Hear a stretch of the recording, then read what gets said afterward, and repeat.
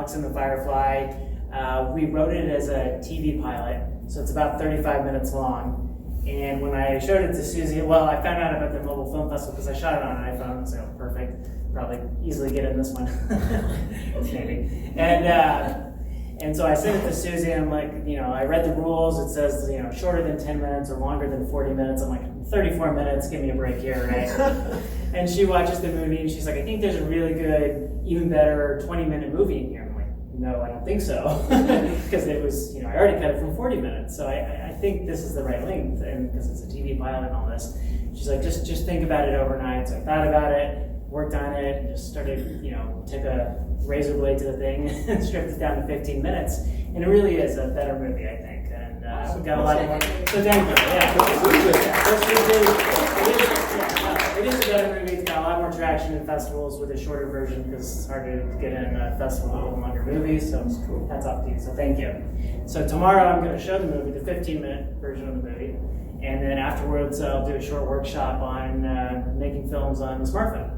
So if you want to learn more about making films on the smartphone, I'll do a quick workshop and maybe a little demo for you guys. So, yeah. Well, so please come. Thank you. What are you going to do tomorrow? Tomorrow I will be sharing my debut short and then going home.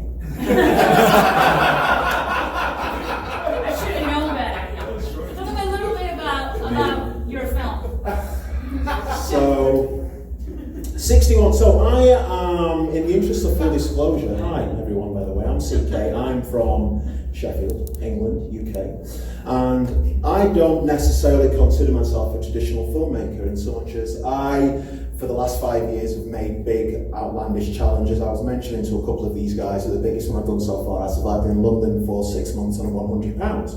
So I am fascinated by my interactions with people I meet in the everyday, spontaneously, and all of my content is always exclusively unscripted. There's no core of a narrative. There's just an idea. I go out into the universe and see how that will pan out.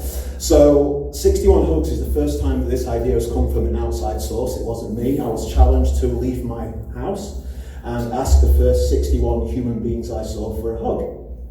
And this was documented, and the entire journey from my house to the end location was documented with me asking strangers if they'd be open to an embrace. And since releasing that in September last year, it has just found this international audience, which has just kind of blown my mind in a weird way. And it will be screened, so it's 23 minutes. 23 minutes. Susy didn't demand I cut it. So,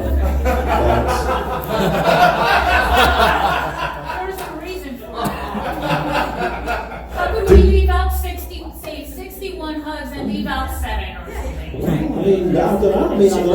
To change the name of the movie. I've never had an opportunity to do this, so I'll do it now. I'm genuinely fascinated. Please, guys, don't be shy. Based on the premise as I just presented it to you, would anybody like to share what they imagine might happen? I'm not saying that for ego reasons. I've just never had an opportunity to ask anybody before I screen it, so I'll be fascinated.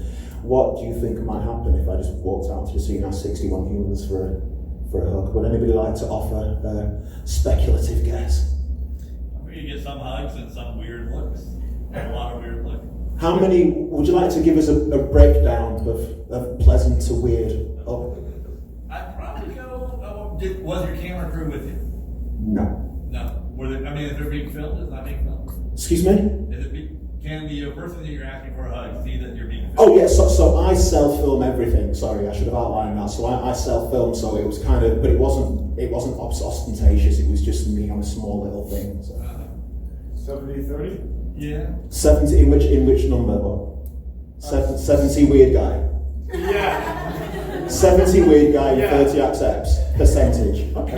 Correct. Okay. Would anybody like to? I think people like affection. Yes.